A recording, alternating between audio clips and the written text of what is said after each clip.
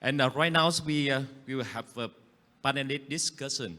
I would like to introduce Mr. Trương Quốc Hùng, founder and CEO of Print Brand Vietnam, will be moderate with a co-moderate chairman, panelist discussion with Dr. Professor Phạm Minh Thông, Mr. Jerry Moore from the USA, Mr. Trương Quốc Hùng, and Zasai Ramat from Singapore. Thank you.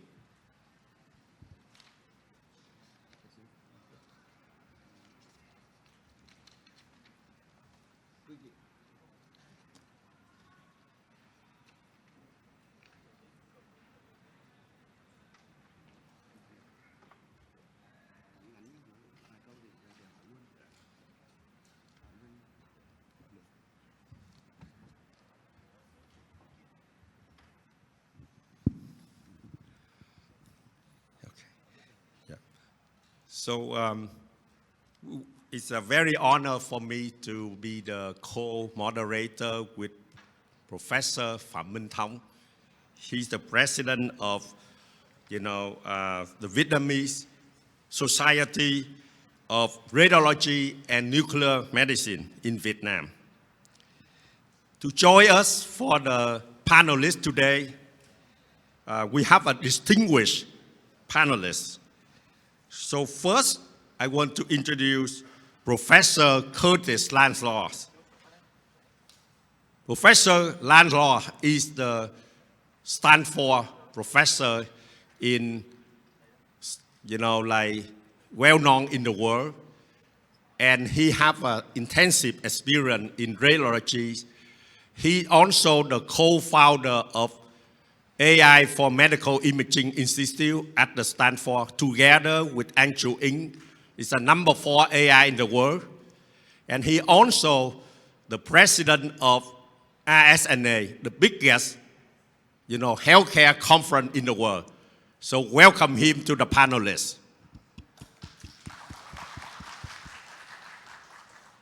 Second, I'd like to introduce Mr. Chaya Ratman, the Singapore ambassador of Vietnam. And last but not least, Professor Greg Moore is a former vice president of Microsoft Health and Google Health. Thank you.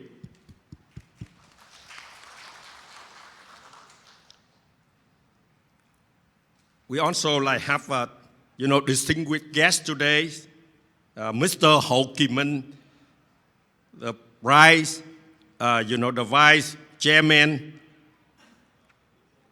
of Đà Nẵng People Committee. Dr. Trần Thanh Thủy, the director of Đà Nẵng Department of Health. Mr. Nguyễn Thanh Hùng, chairman of Sovico Vietjet Group. And Dr. Vũ Đình Thức, PhD at Stanford. So now I think we go directly to the panelists. So first, the integration of AI into healthcare is no longer of an if, but how quickly and how effectively we can get it done faster and better for Vietnam and the world. Today, we will explore the practical solution and hear the expert to introduce about the AI adoption, to talk about what experience that they run through, and we will break into 3 questions. Okay, so the first question is about, from your unique perspective, how do you see AI transforming the way we approach medical treatment and the hospital management today? So first, I probably will ask Dr. and Professor Curtis Lanslaw to share your thought on this. Well, thank you so much. It's a pleasure to be with you across the ocean. And I guess I would answer this question by looking out at the AI applications that are being used today, Many of them are detection algorithms, detecting pneumonia, detecting nodules, detecting hemorrhage in the brain. And there's some value to those, but they also can slow the radiologist down if they detect false positives that the radiologist then needs to attend to and decide whether they're true or false. So I think the trend will be toward algorithms that make us more efficient. And I tried to show some of those examples today. An algorithm that might draft a report automatically, and Stephen, I think you showed some of those as well, or an algorithm that might help us measure lesions or quantify other information from the images. The other examples I showed that I think are likely to transform the way that we approach radiology is that some algorithms can extract information from images that we wouldn't normally extract, those kinds of opportunistic algorithms. So maybe measuring bone density or body composition from a CT scan, or measuring coronary calcium on a non-gated CT. So those are some of the ways that I think we'll see algorithms heading. And then, of course, I'm sure we'll have a chance to talk about all of the applications of large language models. Thank you, Rick. Thank you, Kurt. So first, I probably ask Dr. Rick Moore to share your perspective from leadership in a big corporate like Microsoft and Google. Sure. And I'll also express my thanks so much for the invitation to be here with you all today, here virtually, and again across the ocean, as Kurt said. It's a privilege to be with you all today, this morning there. So from my perspective, I really see AI fundamentally actually reshaping medical treatment and hospital management, really enabling a key shift from reactive to proactive care. We've seen, I think, in the presentations today that AI can harness these vast amounts of data to predict outcomes, optimize treatment plans, and on the hospital management side, even streamline operations such as revenue cycle, staffing, human resources management, et cetera. So there's been some really significant breakthroughs there, and I see those trends continuing to transform that. Certainly, as was mentioned already, AI does help in resource allocation management, improving patient flow, and these operational costs that I mentioned. And it's really this AI's ability to analyze complex data sets, whether they're medical data sets or operational data sets, in real time to allow both clinicians and managers to make more informed decisions. Ultimately, it's the hope, and I believe it will be the case, these will lead to better patient outcomes and more efficient healthcare delivery systems as we go forward.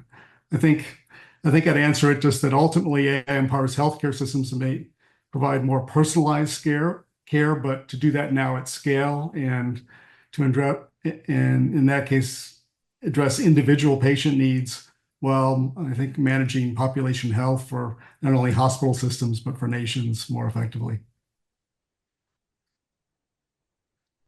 So next, I'll probably turn over to my co-moderator for the next question. Okay, since we have the second question. What are the key trends and innovations in radiology and nuclear medicine that professionals should focus on over the next 5-10 years? For all the questions for all panelists. Professor Curtis?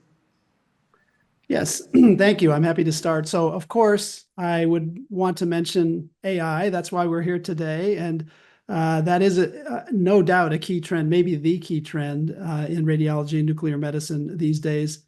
Just thinking back to when I was training in AI many years ago, it took years and getting a PhD just to be able to build an algorithm that could detect something on an image. Now, with the right training data, we can build an algorithm in a day or a week that has far better performance than anything we built years ago. So there's no doubt that this is a transformative technology. It's just a matter of how and when it will be implemented.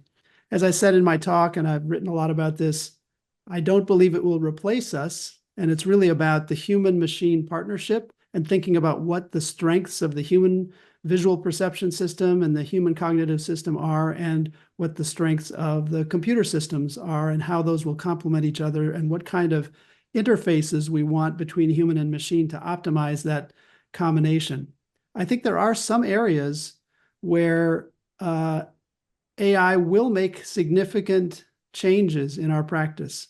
And I think screening, like mammographic screening, and even outpatient chest x-rays, where we're starting to see algorithms that can very accurately find studies that are clearly normal and don't need to be looked at by a human radiologist. And we're thinking about workflows that really magnify the efficiency of the radiologist without affecting the overall accuracy of the human-machine system.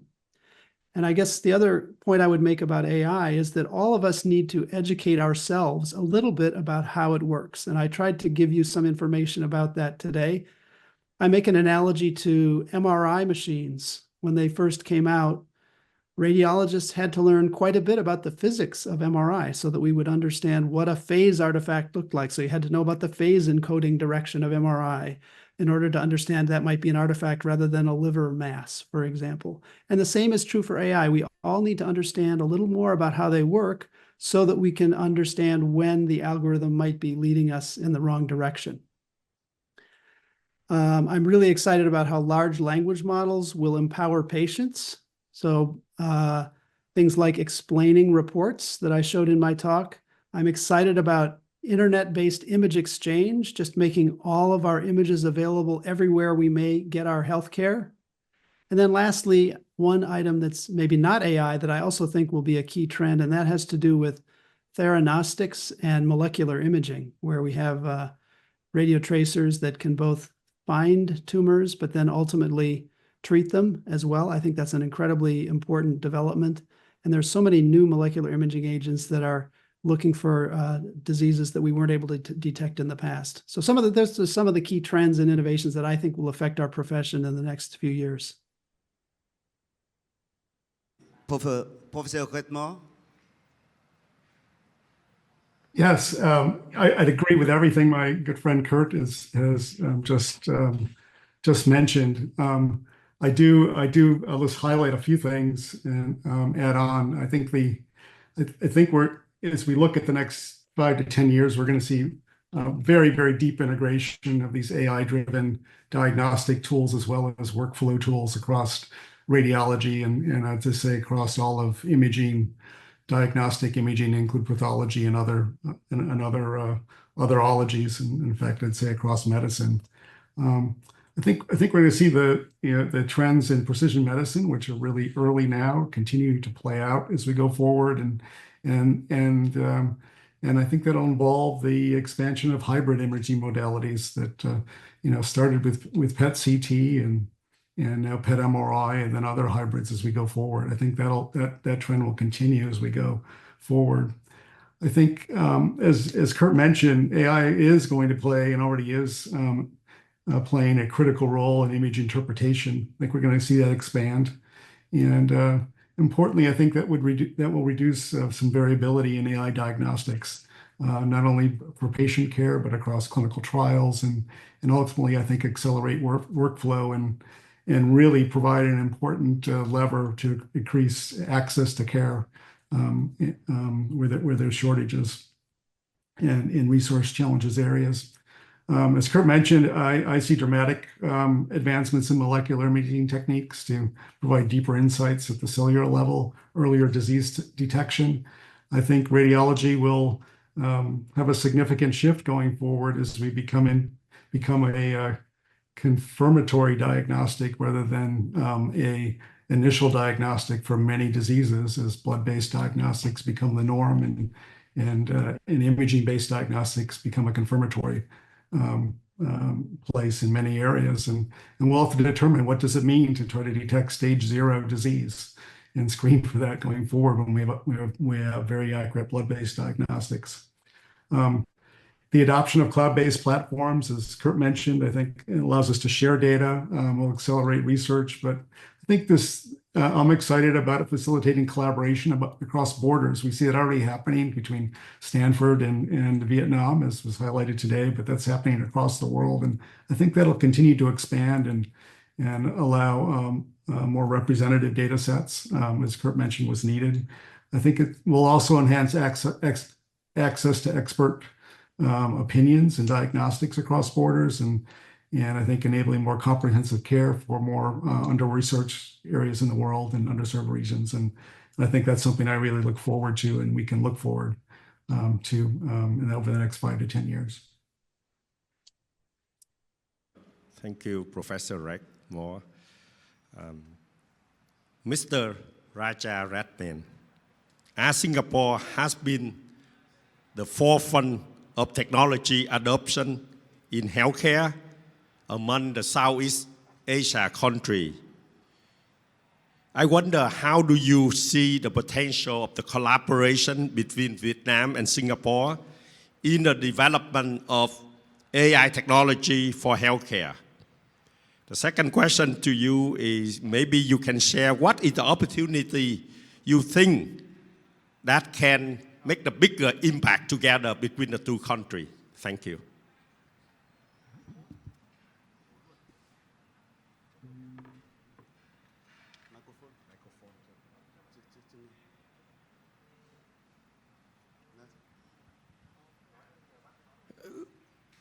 Jaya, look like you mute, so sorry. Can you repeat? A very good morning to everybody. Can you hear me? I hope you all can hear me.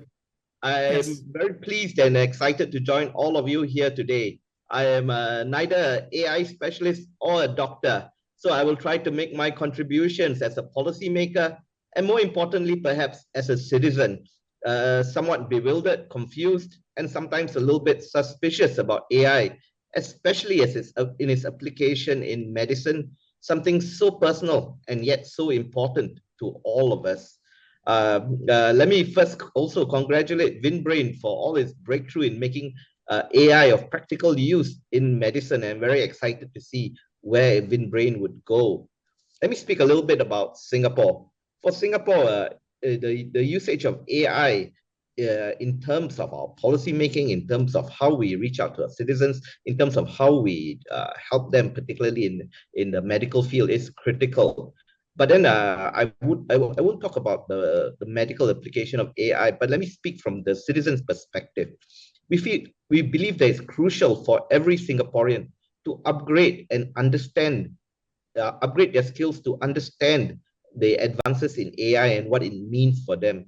We think it's crucial that even as technology develops and we have more and more application in real life, that the citizens understand its impact on them and how they can relate to them and how it benefits them, and also how to mitigate some of the challenges. On technological side, we are looking at AI to address the needs and the challenges of our times in areas of global importance, be it health, be it climate change. On health, for example, we have Project Pensieve, which looks at how technology can spot early signs of dementia. Our GovTech is piloting a Project Pensieve, which is a screening tool that seeks to detect signs of dementia by analyzing users' drawings. But AI's role in transforming medical treatment and hospital management is really profound, offering opportunities to enhance patient care, improve operational efficiency, and reduce costs. All of this matter not just to Singapore, but all of us around the world. But it also brings careful considerations, which is where policymakers come in, particularly in areas around data, privacy, ethics, equitable access to AI-driven healthcare. How can we address all of that? Singapore and Vietnam are complementary in so many ways. And our relationship is such that we are at a level in which there's sufficient trust for us to work with each other on areas such as AI-driven healthcare solutions. So I'm very, very comfortable in saying that this is one area in which we both seek breakthroughs to make. This is an area in which both of us clearly benefit. in our complementary nature. Singapore's advanced R&D capabilities can complement Vietnam's growing tech talent pool. One of the areas that we could perhaps look at is joint research initiatives focusing on AI applications in healthcare, such as disease predictions, personalized treatment plans, and medical imaging. Collaborative projects are key to making sure that we build up the trust on both sides so that we can move ahead. Another area is data, which has been referred to as data sharing. It again comes back to trust and aligned regulatory standards between the two countries so that we can create shared data sets for healthcare research. This could involve the pooling of anonymized patient data to improve the training of AI algorithms, leading to more accurate diagnostics and treatment recommendations. A third area in which both of us can work together is, of course, talent exchange and training. Both our institutes of higher learning are actively involved in these areas of and leading the way forward. And I think there's great potential for us to work together on this. Basically, I see tremendous potential in working with each other in these areas, but clearly there is a need to ensure a degree of regulatory convergence between and alignment between Vietnam and Singapore to facilitate this.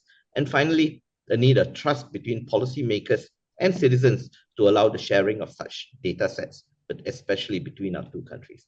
Thank you very much, Stephen. Thank you, Chaya. So I'd like to make the closing remark.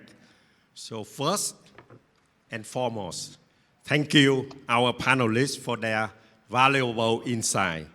It's clear that while there is challenges in adoption of AI in healthcare, the potential benefit of it far outweigh the challenges.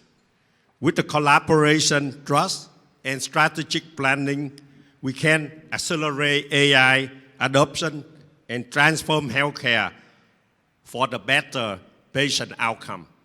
I want to make the last statement, but not least, is, stand for particular the organization under Professor Curtis Lancelot have been helping Vietnam and have been working closely with VinBrain. Every month we have a meeting, and in the last more than 4 years.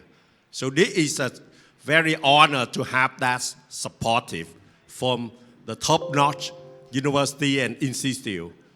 And second, I also honor to mention like Dr. Rick Moore.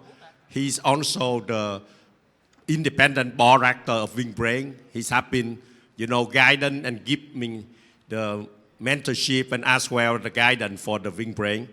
And last but not least is Mr. Chaya, Radman, the ambassador of Singapore and Vietnam, is always keen to build a collaboration and stronger collaboration between Singapore and Vietnam. So let's make applause and really appreciate all of the top leader in the world that's supporting our Vietnam for the medicine. Thank you. Thank you. So we close the session here and we move to the, Thank you. to the next session. Thank you.